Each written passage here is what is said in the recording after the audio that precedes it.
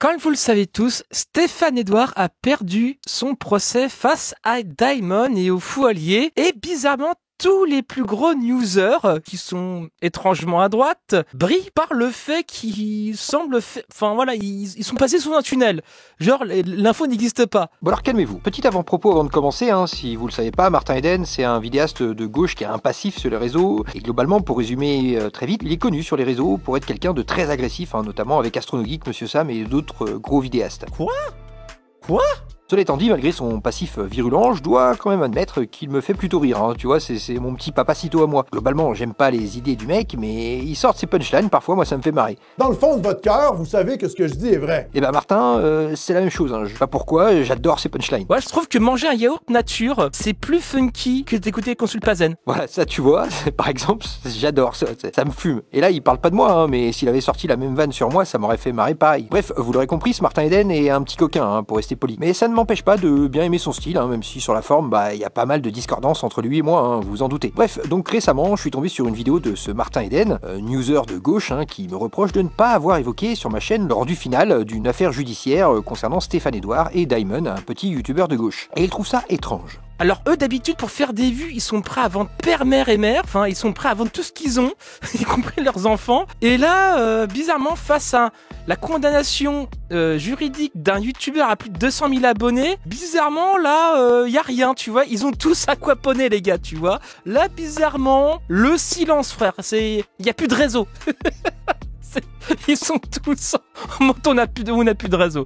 Non mais en vrai j'ai envie de dire qui ça surprend en vrai de vrai, tu vois. Bon déjà on frôle le complotisme, j'en sais quelque chose, j'avais le même raisonnement quand j'étais complotiste. Dès qu'un média ne parlait pas d'un sujet que je jugeais très important, j'étais là en mode comme par hasard, comme c'est étonnant. Et petit détail intéressant, lui-même a liké ce commentaire sous sa vidéo qui prétend que Stéphane Edouard est l'un des miens. Carrément quoi, c'est vraiment n'importe quoi. Je ne connais pas Stéphane Edouard et le peu que j'ai écouté de lui, ça me fait pas rêver du tout. Mais bref, alors oui, en effet, je n'ai pas évoqué cette affaire juridique qui oppose un petit vidéaste de gauche nommé Daimon, vous l'aurez compris, contre Stéphane Edouard. Et j'ai pas évoqué cette affaire pour deux raisons assez simples. La première, c'est que de gros youtubeurs comme Paduring ont déjà évoqué l'affaire. Et la deuxième raison, c'est que, comme il le dit lui-même dans sa vidéo, j'en avais déjà parlé il y a un peu plus d'un an, quand toute cette affaire a explosé. Je vais revenir un peu sur JourneyX aussi. JourneyX, il avait fait une vidéo justement il y a un an sur le fait que Stéphane Edouard viennent attaquer en procès, comment dirais-je, Daimon, pour le coup. Et JourneyX avait dit un truc, oui, je comprends pas, Daimon, c'est le gars le plus sympa, le plus gentil, le plus respectueux, le plus nuancé, nanani, nanana. Bah, apparemment, quand t'es un gauchiste et quand t'es aussi respectueux, poli que Daimon, apparemment, c'est pas suffisant pour que JourneyX trouve la peine de le défendre. Alors oui, pardon, mais Daimon, je le trouve super sympa, oui, et nuancé dans ses analyses, mais en vrai, je le connais pas réellement.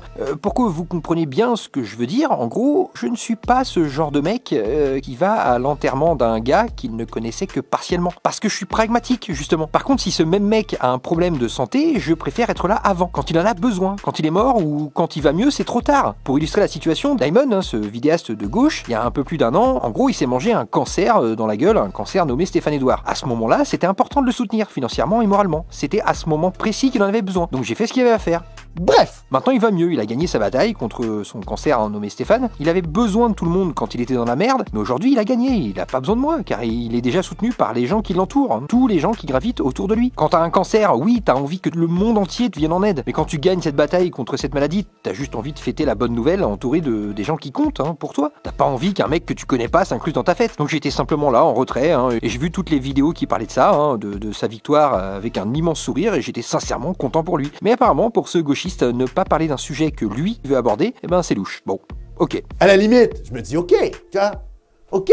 Ensuite, il évoque l'affaire Cro-Blanc, F2 News, un newser de droite, et sa ligne éditoriale, c'est oui, les Arabes, oui, les Noirs, tout ça. JourneyX, il avait pas sorti de vidéo sur Cro-Blanc.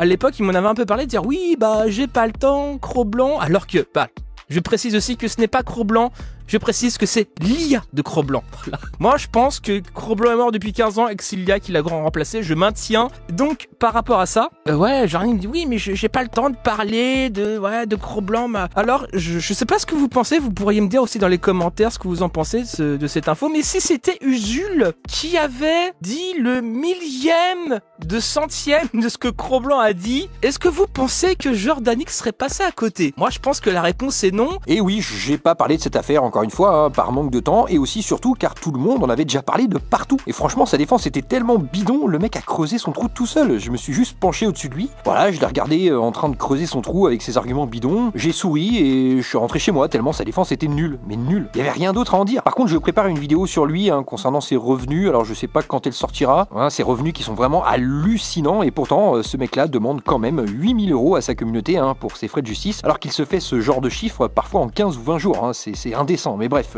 j'en parlerai peut-être un autre jour. Bref, et comme si ça suffisait pas, sous la vidéo, un certain D, dont je tairai le nom en raison de sa fragilité, et ben lui continue à parler de moi sur les réseaux et à me faire passer pour ce que je ne suis pas. Bref, un petit détail que je trouve amusant. Après, de là à dire que Jordanix, malgré son vernis de confus, pour dire la chose très poliment et autres, est-ce qu'au fond ça serait un droitard qui fait ça juste pour des vies qui s'en bat les couilles de la vérité? Ah, moi je ne sais pas, mais en tout cas, on peut se poser la question de pourquoi quand ces gens-là nous parlent de droit, oui, on nous dit femme, ouais, voilà, et ils disent n'importe quoi. Et bizarrement, quand il y a une vraie condamnation de justice, les mecs aquaponaient. Voilà, c'est aquaponé. C'est cohérent parce que bon, voilà, Jordanix, mis à part bouclé sur l'islam, dès qu'il y a des vrais trucs qui sortent de son imaginaire, qui brassent indéniablement un public raciste, bah à un moment donné, bizarrement, une condamnation de justice pour lui, c'est un peu plus concret que le PL de l'islam et de l'islamo-gauchisme. Après, chacun son rapport avec la réalité, tu vois. Alors là, c'est faux. J'ai déjà fait des vidéos sur Papacito, sur Psycho, sur Divisio, plus récemment sur Marvel Fitness, qui, il me semble, a plutôt des valeurs de droite. C'est grave, non? Et j'irai même plus loin, quand un gauchiste que j'aime bien sort une bonne vidéo, ou en tout cas une vidéo qui m'a fait évoluer, qui a fait évoluer mon point de vue sur un sujet précis, bah je le dis. D'ailleurs, cet exemple au hasard avec la vidéo de Paduring sur la drogue, voilà, c'est une vidéo où, à mon sens, bah, il avait raison. Sans même parler que j'ai fait émerger sur le YouTube français un des plus grands gauchistes humanistes que la Terre ait porté. Et oui, Jack le fou. Mais bon, pour cette gauche-là, Jack n'est pas de gauche. Parce que oui, il critique l'islam, donc ça compte pas. Et ouais, c'est comme ça. Et vous vous foutez de la gueule du monde ou quoi? Bref, je parle des sujets qui m'intéressent, quel que soit le bord politique, quand j'ai envie et quand j'ai le temps. Bref, une sombre affaire. Et toi, mon petit bonhomme, t'en penses quoi finalement tout ça? Parce que moi, je...